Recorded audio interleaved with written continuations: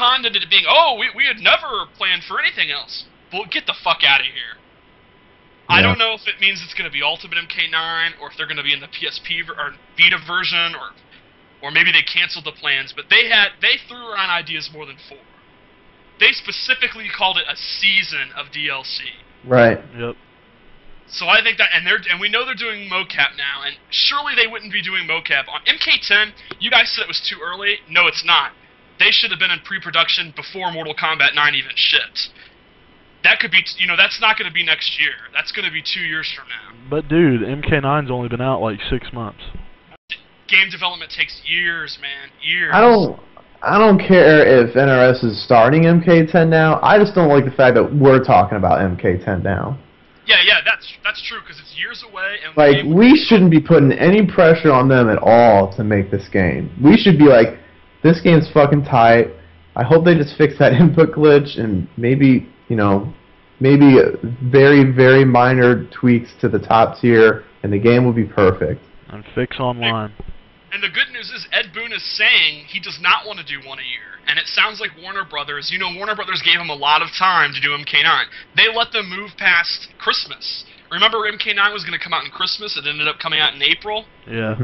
That really showed a lot of confidence. I think Warner Brothers gets it, and Midway didn't have the money to delay these games. The reason Mortal Kombat was bad for so long, because they weren't trying to make a good game. They were just trying to get a game out there to keep Midway in business. We all gave NRS shit. We all thought that they weren't capable of making a good game, and we were wrong. They proved us wrong. They got the time, and they got the money, and they pulled it off. And it looks like they're going to get the same thing with MK10, so... I think people get pissed off at NRS because, like, people's definition of a good game is different. Some people's definition of a good game is, like, games with no glitches or, stupid, like, input bugs or shit like that. A lot of people say a good game is a game that is clean and no bullshit ever happens that you can't explain, blah, blah, blah. But in my opinion, a good game is a game that is well balanced. It's not a bunch of... I don't care if it's by design that, fucking Street Fighter 4 is a good game technically to people because there's an explanation that for everything, there's no bullshit glitches that happen during a match, you can't say anything, but to me that game's fucking trash because the engine's terrible, the whole balance system of how that game works is crap. So people say like they don't like the MK9 is not a good game because there's a couple bugs here and there, and that's true. But it's a good game because the best player always wins. There's no fucking bullshit, ridiculous, unbalanced crap that it rewards the offensive character. It's the really, really good engine. That's why it's a good game. Yeah, and there's a lot of interesting things about it. It's the balance in the game really can't be understated. It's balance. Really balanced. It's probably the most balanced game I've played, and Tekken 6 is very well balanced. It's extremely balanced. But the only reason it's balanced because they made every character the fucking same. That's why that game's balanced. But this game, there are so many different styles of fighters in this game. Some characters are all about overheads and lows. Some characters are all about pressure. Some characters are all about zoning. Some characters are all about unblockables. I mean... it's crazy. Like, the versatility in the characters in this game that matches the balance is unparalleled with any other fighting game I've seen before. Maybe Street Fighter, like ST, that was another good one, where there's a lot of versatility and it was still fairly balanced. Not as balanced as this, but that's the best example I can think of. And it's got that fun kind of balance where you feel cheap, you feel really powerful. Like, pretty much, unless you play Sindel or Nightwolf, you feel broken. Like, you look at Johnny Cage's pressure, and out of the context of this game, Johnny Cage's pressure is broken. It's absolutely retarded. He's the Zangief of this game. It totally works. Yeah, I feel broken, but if I lose, it's because they got their broken shit off before I did. Right. And I can't say anything because, they guessed right on, setting it up. And I had to fight my way out of it, and hopefully I can get mine going again. But that's how it's... Yeah. Yeah, I think they've done a really good job with their patches too, for the most part, where we find something that's too good, like, Cabal's dash cancel stuff, and they didn't take it out. They just made more, it's not a block infinite, you can now down poke out of it, or, do like an 8-frame move out of it. It's a guessing game now. Right, they've done a lot of really smart stuff like that.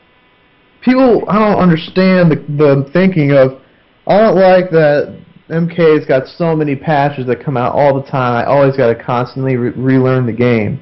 Motherfucker, when Street came out, and that was a broken pile, like, we had to wait a full, year to get the update, or maybe even more, I can't remember. We had to wait a full fucking year to get Super Street Fighter 4, and that's me being, generous.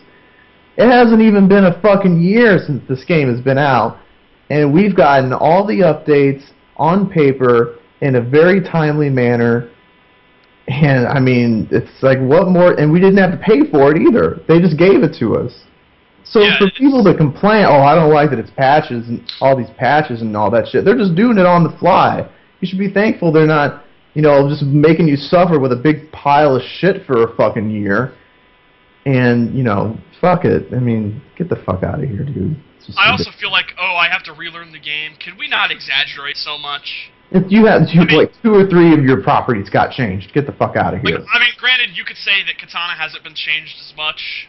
She's just suffered some damage nerfs. But, even Cyrex players, you have to relearn the... Come on, guys. You haven't relearned the game. You should know that shit was broken anyway. That's something inside of you should be like, man, that shit's dumb. The reset is actually easier now, post-patch. Yeah, they fucked that up. I don't get that. If Katana had damage like that, I would want it fixed. Yeah. Now, you've obviously been into the fighting game scene for a while. Yeah. How did you get into fighting games? You go first. I was actually, I was in high school, I played football. My senior year, I got hurt. I couldn't play, so I went to the arcade. And I saw Tekken Tag, and I was like, man, this game looks fucking tight as hell.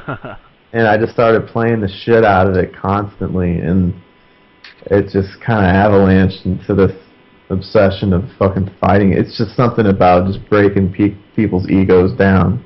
And getting one of your own, right. Did you play the old school Mortal Kombats in the arcade? I didn't in the arcade. I got into Mortal Kombat 2 when it came out online for PS3. Right. And I got in, and then eventually when I got an Xbox, I started playing a lot of, UMK3 as well. Yeah, we actually used to play MK2 a lot, and Katana was blowing up Scorpion, even oh, please, I blew your ass out of the water. The only way you could ever beat me is if you pick Kung Lao and do down fucking low kick all day because Scorpion couldn't hit it. No, I played Katana a lot, and I blew you up. Oh, you're trash at that game, so... You had to counter... You quit playing! Because I wanted to focus on Tekken. Yeah, because you sucked at that game, too. You should have stuck with MK2. Yeah, I guess in hindsight, you're right. But, yeah, that's how I kind of got into it. Yeah, probably a lot of people don't know your Tekken history because it's like from like the 1960s. You should probably talk about that a little, and it also involves Job, who is another guy who it seems like no one knows who he is except for us old dudes. Yeah, that dude's one of the best fighting game players in this country, but he just doesn't really play that much anymore, not competitively anyway.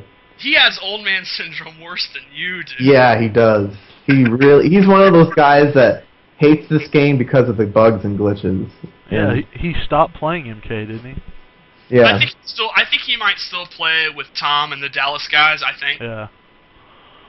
He was awesome, man. His rating and Johnny good. Cage. If we could get him to look, because I think he's a developer himself. I know he's at least a level designer. Like he's in the gaming industry, so when he sees things wrong with games, like I guess he's got a real, critiqueness to it. Like he doesn't take it lightly. Like if he sees that your game's shitty, like he's just like, man, these guys are fucking dumbasses.